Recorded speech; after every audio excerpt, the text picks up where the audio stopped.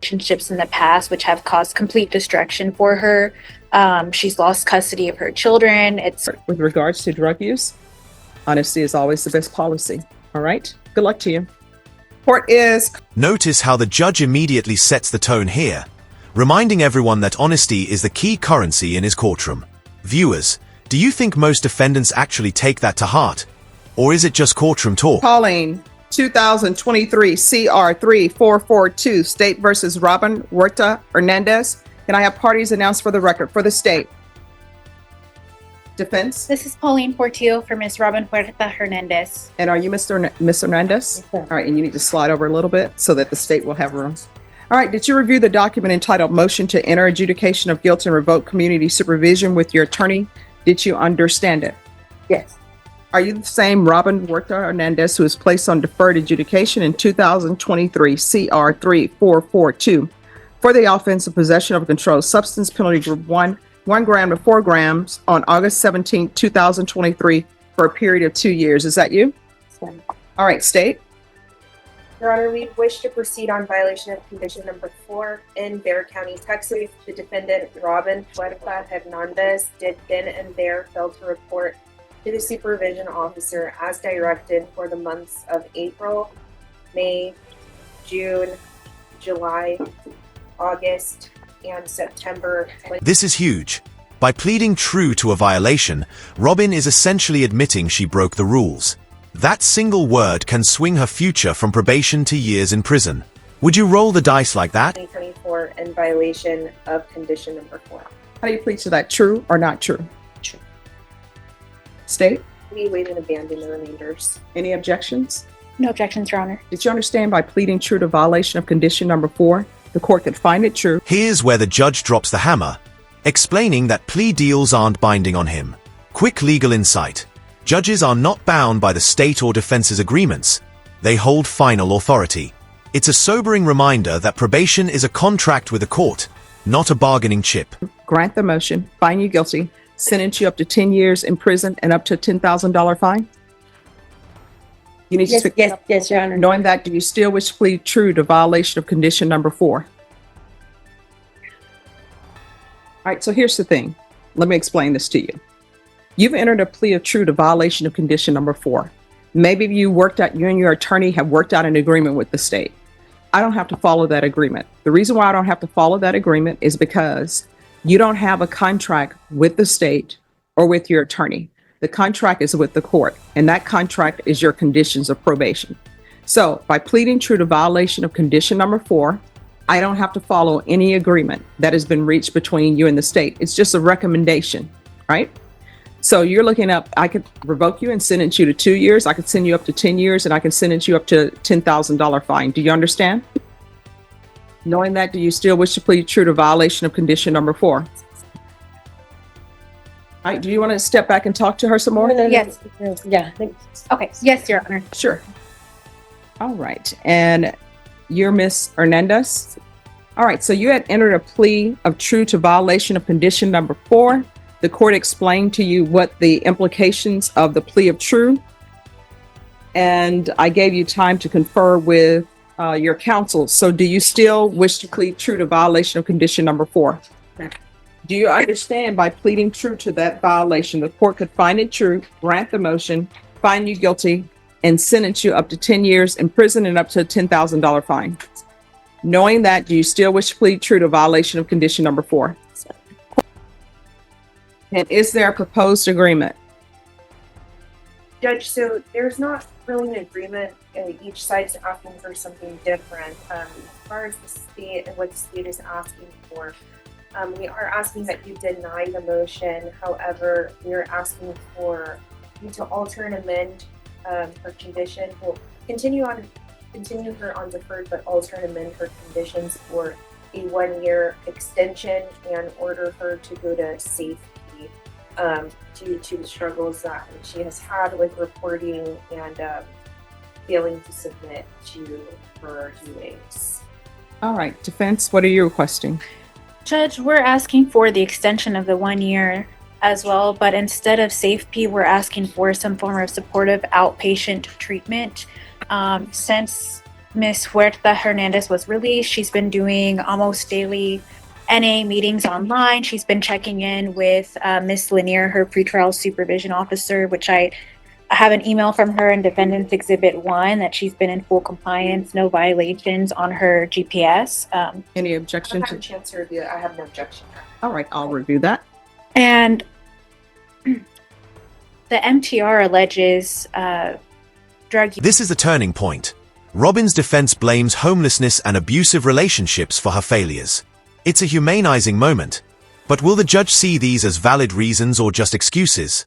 What's your take? Use in February, but there have been no positive tests since then. I do intend to call Mr. Mike Hernandez, her fiance, and Miss Hernandez herself to explain the non-reporting.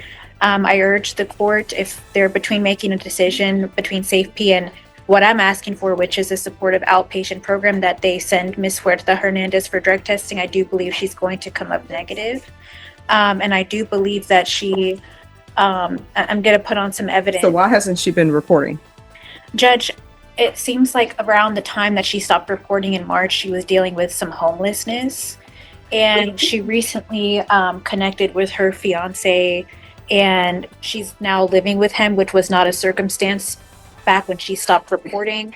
He's been keeping her on track, helping her to get clean, helping her to look for employment. She has been a victim of abusive relationships in the past, which have caused complete destruction for her. She's lost custody of her children. It's caused drug use. It's led to a diagnosis of bipolar disorder and depression. And so at this point, I think she is in the best position with the support of her fiance, with the support of her fiance's mother, who have been waiting here all day for her. And I think she's just right on track, Your Honor, to not relapse again. She's been doing everything she's supposed to do. She also has some medical disorders that I think are going to cause a problem for her if she had to go back into detention. She has a little eye infection, if the court could take notice of. She has a cut eye that I think she needs to get treated pretty soon, and she has asthma that she said was very difficult for her when she was in SATIF. And Your Honor, I think just the circumstances for her right now are going to be optimal for her to succeed and not relapse. She has no criminal history besides this case. So at this point, I'm asking you, add conditions, weekly UAs, random UAs, zero tolerance, can keep her on GPS. She would like to look for work as a housekeeper at this point to help contribute to the household and get some visits back in. She has ordered supervised visits through Guardian House right now with her 16-year-old, so she really just wants to get her life back together and get back on track. I'm sorry, what did you say about her and a 16-year-old? She's supervised visits at Guardian House right now. They cost quite a bit of money, though, so she will have to work to try to get those visits in. But that's my understanding from what she tells me is going on with that minor child. She does have older children as well. They're adults. They were here at the last setting, but as far as just the minor, she really has to rebuild that back up because her past relationships have really caused havoc in her life. Okay. And have led to these behaviors. And state. Judge, I am in agreement. This is her first MTR. She doesn't have any additional criminal history other than this. However, she has had some issues reporting, and I just think she needs a more structured environment to really help her if she's really serious about getting clean. She did complete SATIF, but did struggle in aftercare, and then just kind of falls off the grid, absconded from the jurisdiction of the court. And there haven't been any positives because she hasn't submitted to UA. And so that's... And here's a red flag. Robin doesn't even have a photo ID for the drug test. Small detail, big impact.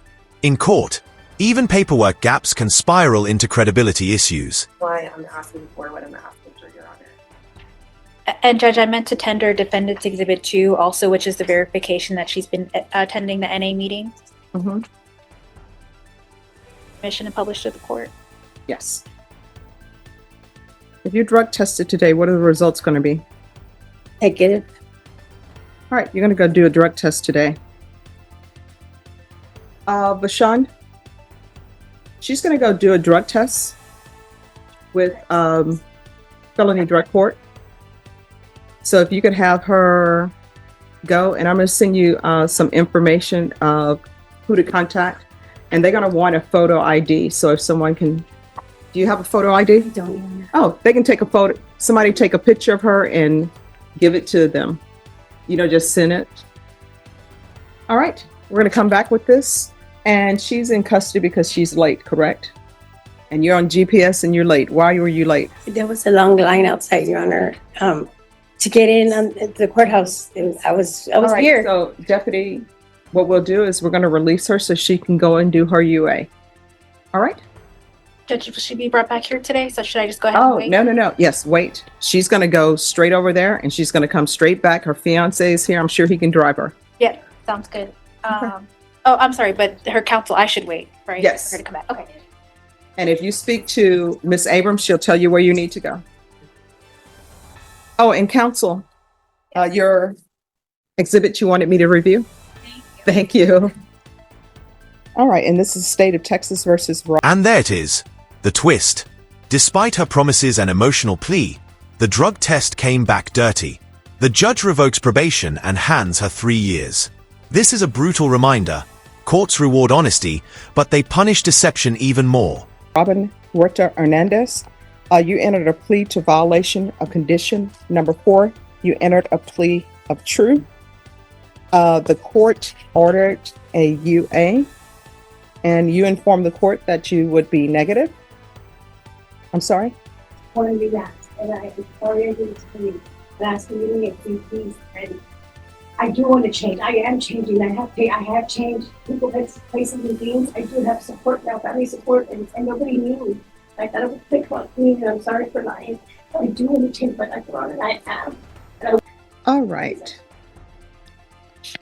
All right. Is there anything else from the state or the defense? Nothing. All right. You've been missing for many months. That's what your plea of true was. I was informed that you were going to be clean, that you've been doing great work, but you were not clean. The court is going to grant the motion. The court is going to find you guilty.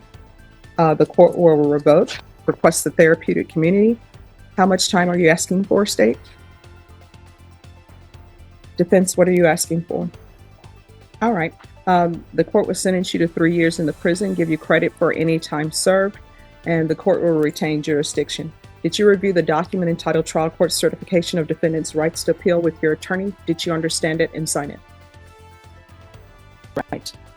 You do have a limited right to appeal. That right to appeal is as it relates to the allegations in the motion, not the fact that you're on deferred adjudication. Because this is a felony conviction, you're not allowed to own or possess any weapons or ammunition. If you have a question over what a weapon or ammunition is, you need to speak to an attorney. Do you understand? All right, we can go off the record. Good luck to you. I will tell you in this court, with regards to drug use, honesty is always the best policy. All right, good luck to you.